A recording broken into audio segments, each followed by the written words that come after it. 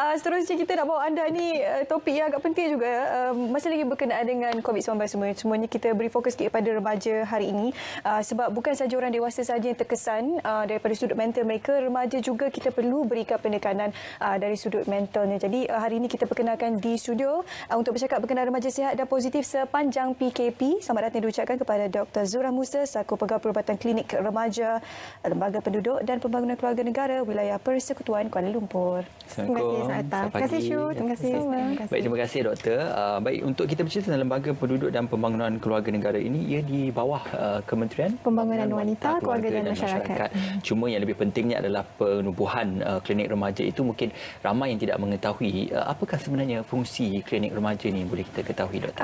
Untuk makluman Syu dan juga Ismail, di bawah Kementerian Pembangunan Wanita, Keluarga dan Masyarakat melalui Lembaga Penduduk dan Pembangunan Keluarga Negara, sebenarnya kita ada bangunkan satu dasar dan juga plan tindakan kesihatan reproduktif dan sosial kebangsaan yang kita namakan sebagai PERTI pada tahun 2009. Jadi pada masa itu kita tengok kes remaja yang terlibat dengan tingkah laku berisiko itu amat tinggi. Jadi kita ambil satu inisiatif baru pada tahun 2009 tu untuk wujudkan PERTI. Di bawah PERTI ini kita ada modul-modul kesihatan reproduktif. Seperti contoh remaja tahu tentang badan mereka, apa-apa tentang seksual reproduktif.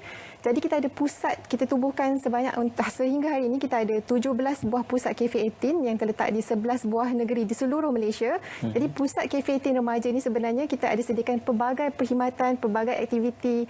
Dekat sana saya sendiri bertugas sebagai doktor dan kita ada kaunselor, kita dapat jumpa dengan remaja-remaja ni. Semua fokus kategori remaja kita ialah umur 13 tahun hingga 24 tahun. Jadi mereka boleh dapatkan semua perkhidmatan kita secara percuma dengan syarat dia perlu jadi sahabat KF18 itulah sendiri.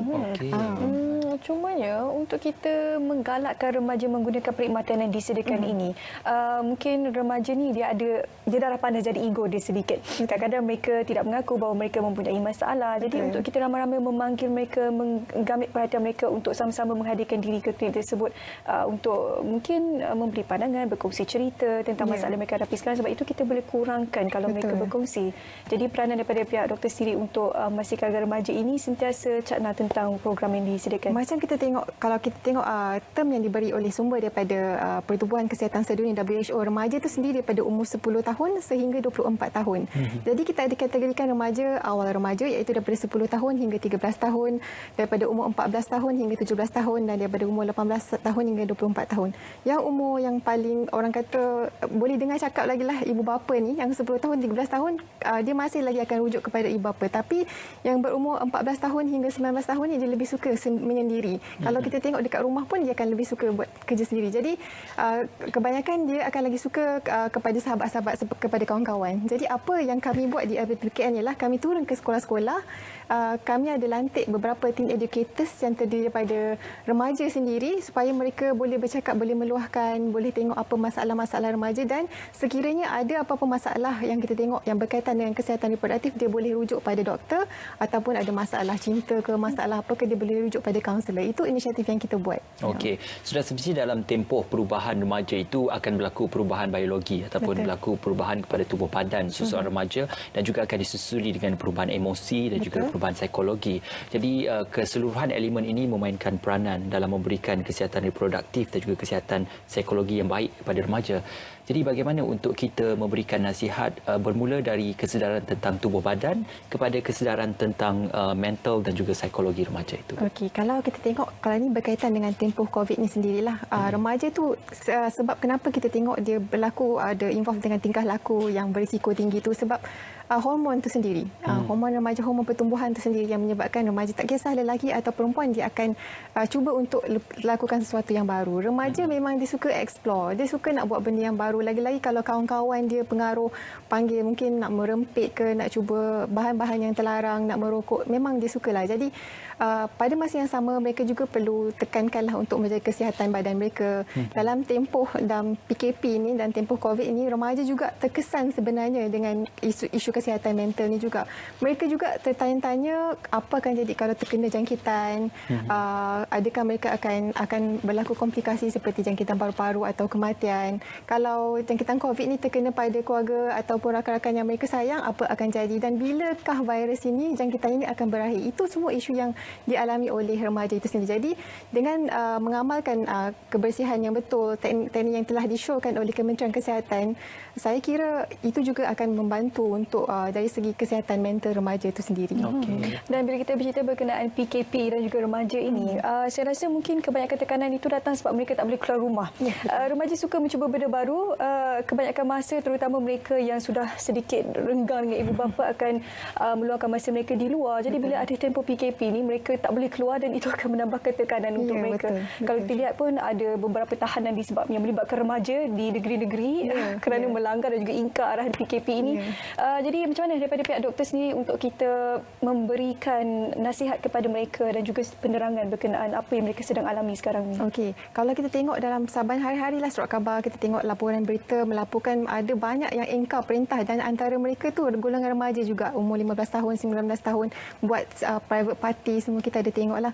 Jadi bila kita tengok remaja tu sebenarnya dia tidak suka dikongkong. Lagi-lagi kalau remaja tu mungkin tinggal di kawasan yang kita ada tengok ada beberapa siaran berita melaporkan keluarga dilema yang duduk di kawasan PPR, mungkin tiada ruang privasi sendiri untuk pergi ke mana-mana. Jadi mereka rasa terkongkong, ataupun mungkin ada remaja yang pada masa ni ia perlu, sebab biasanya dia akan cari duit pocket money sendiri. Dia akan buat kerja sampingan, tapi pada masa macam ni dia dah tak boleh nak buat apa-apa. Jadi saya sangat sarankan supaya remaja untuk terus berada di rumah, sebab diorang mungkin tak faham. Sebab bila akhbar data yang ditunjukkan oleh Kementerian Kesihatan Malaysia, dia menunjukkan kes-kes kematian semua yang lingkungan umur dia banyak yang umur dia warga emas, 60 tahun ke atas, ataupun orang dewasa yang ada masalah komplikasi penyakit kronik, darah tinggi, kencing manis. Jadi bagi remaja dia fikir tak apalah kalau kena jangkitan pun mungkin dia tak akan mati. Tapi saya nak bagi satu pesanan lah kepada remaja di luar sana dan untuk ibu bapa juga. Kita bayangkan ada satu, saya cuba bagi contoh lah ya, Aiman, bukan nama sebenar, bukan anak Mak Cikiah juga, ataupun Alia. Rutin hariannya sebelum PKP adalah dia suka pergi main bola, ataupun yang Alia ni kalau remaja wanita, dia suka, yang perempuan dia suka pergi gathering untuk K-pop dia lah. Kalau berjumpa gathering semua tu kan remaja suka. Jadi kalau dia pergi juga, dia degil juga untuk keluar, kemudian dia berjumpa dengan kawan-kawan dia lah dalam 1 jam, setengah jam macam tu. Mungkin ada kawan-kawan dia juga yang ada jangkitan COVID tu, dah terkena, mungkin ada ahli keluarga ataupun dia ada kontak rapat. Jadi bila dia balik rumah, kebetulan Aiman ni atau Alia ni bukan nama sebenar, dia duduk dalam satu keluarga yang luas, yang terdiri daripada datuk nenek yang mungkin berumur 70 tahun ke atas, ataupun ada ibu atau bapa, ataupun ibu bapa yang ada penyakit kronik seperti kencing manis, darah tinggi. Ada adik pula umur 3 tahun, 4 tahun, dan kemudian lagi tambah kalau ada kakak dengan abang ipar dan kakak pula tengah mengandung umur dalam 6 bulan mungkin. Jadi Aiman atau Alia tu sendiri dah bawa risiko. Kalau dia ialah pembawa, dia akan menjangkiti semua orang-orang yang bergolongan risiko tinggi ni. Seperti yang telah dimaklumkan oleh Kementerian Kesihatan Malaysia. Sekiranya golongan berisiko tinggi ini dia terkena jangkitan, komplikasi daripada jangkitan COVID itu akan lebih teruk berbanding dengan mereka yang sihat lah. Okey, baik. Kalau kita nak bercerita di sebalik isu COVID-19 ini juga, secara asasnya saban hari kita bercerita tentang isu remaja. Ada satu bahan bacaan yang saya baca dan juga saya telaah bersama apabila menceritakan tentang pembesaran seorang remaja itu apabila hubungannya dengan keluarga itu tidak rapat ataupun agak renggang, sama ada hubungannya dengan adik-beradik, abang, kakak, adik-beradik lelaki dan perempuan ataupun dengan ibu bapa agak renggang, maka akan ada kecenderungan untuk mendapatkan perhatian itu daripada orang di luar ataupun sahabat-sahabat di luar. Jadi bagaimana untuk kita memastikan agar setiap individu dalam kategori adik-beradik itu kita boleh pastikan kita jaga bersama, dan juga untuk memastikan agar pengaruh anasir luar itu tidak boleh menerobos masuk ke dalam minda dan juga pemikiran kita kata saudara mara ataupun adik-beradik kita. Okey, dalam tempoh PKP ni, dalam jangkitan COVID ni, kita tengok best friend remaja apa pun handphone. Bukan kira remaja lah, mak ayah pun sama. Ayah sibuk tengok WhatsApp semua dan ibu tengok resepi apa nak masak hari ini, apatah lagi remaja. Kan jadi best friend mereka memang kalau kita tengok sekarang ni dia dah tak kisah orang lain, best friend mereka ialah handphone. Kita punya gadget tu lah. Dalam dia akses kepada gadget tu, dia akan lihat mungkin kepada internet, ada akaun media sosial dan banyak lagi aktiviti-aktiviti yang mungkin ada yang sihat, ada yang tidak sihat. Dan kalau kita tengok juga daripada kami punya data melalui kajian yang dilakukan oleh LPPKN, Kajian Penduduk dan Keluarga Malaysia ke-5 pada tahun 2014 menunjukkan sebanyak 35.3% remaja terdedah kepada bahan lucah. Dan 60.8% remaja memperolehi bahan lucah berkenaan daripada internet. Jadi bila dia banyak habis spend masa dengan internet, dapat pula kalau adik-beradik sendiri semua sekarang kita tengok even ada sumber daripada yang saya perolehi daripada Suruhanjaya Komunikasi dan Multimedia melaporkan bahawa 50.4% kanak-kanak di Malaysia yang berumur 12 tahun ada gadget, ada telefon, ada smartphone. Ini kan pula sekarang kita tengok budak-budak umur 3-4 tahun pun dah ada iPad semua kan. Dan 78.8% pula dalam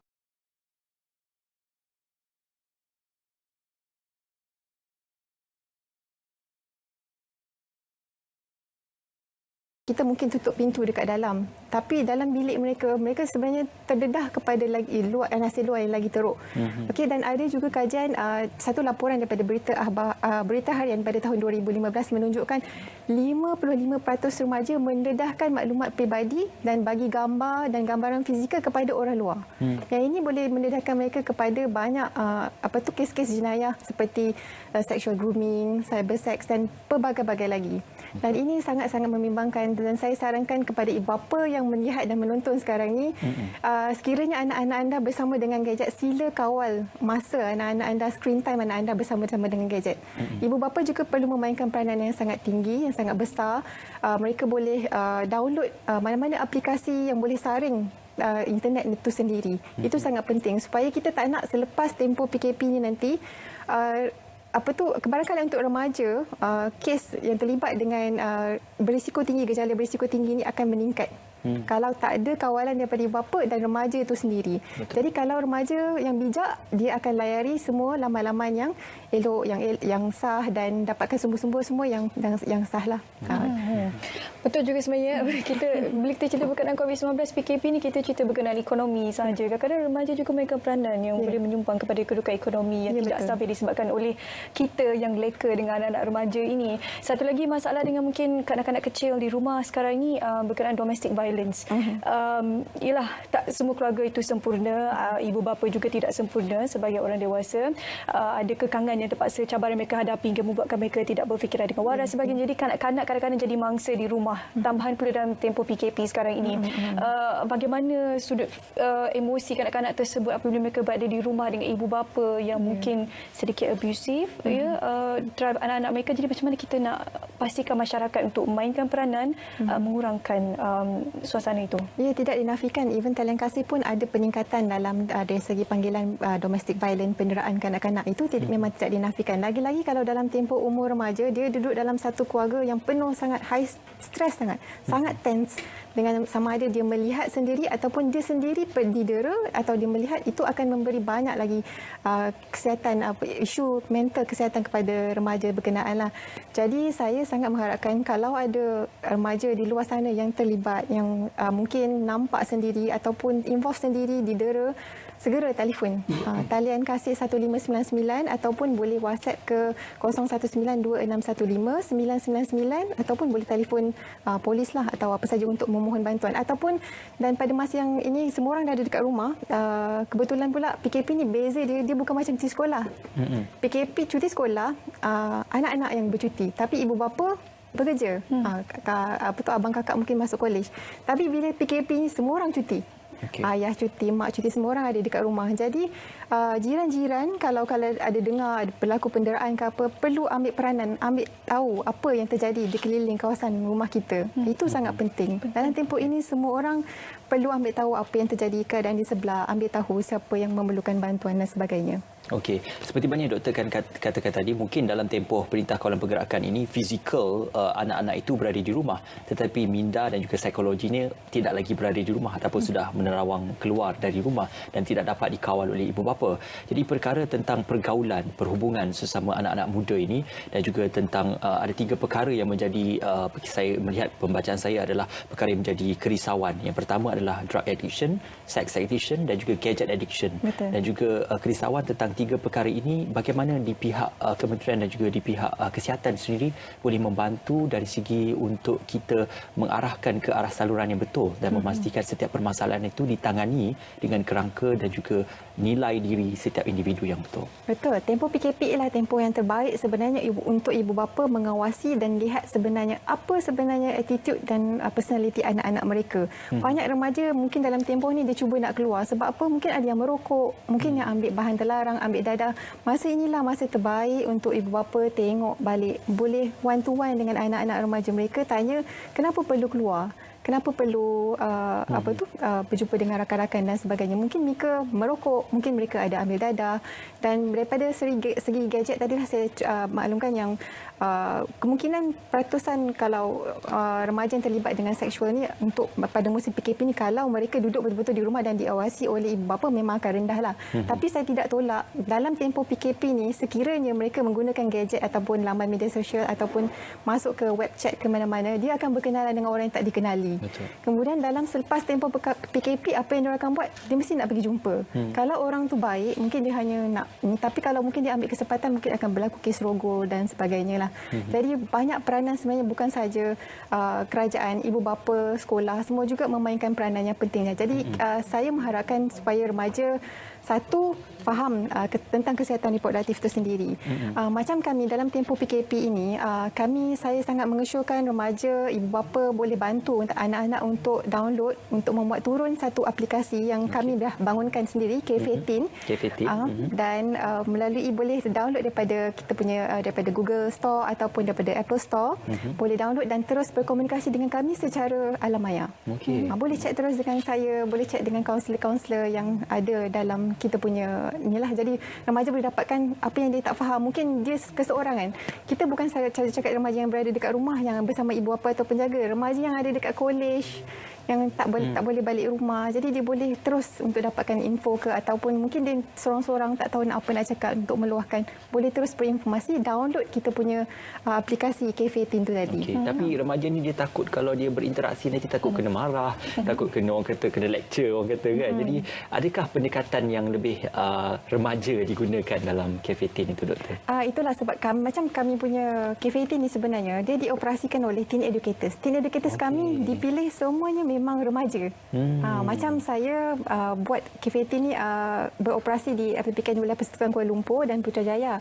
Kita ada 4 K15 terletak di UTC Pudu, di Keramat, di Putrajaya dan juga di Bangunan Jalan Raja Laut LTPKN. Jadi kebanyakan kita punya cara ialah remaja tu remaja. Dia tak akan direct dengan kita. Macam kalau dengan kami ni nanti tengok macam kakak-kakak, ayah-ayah, mak-mak kan.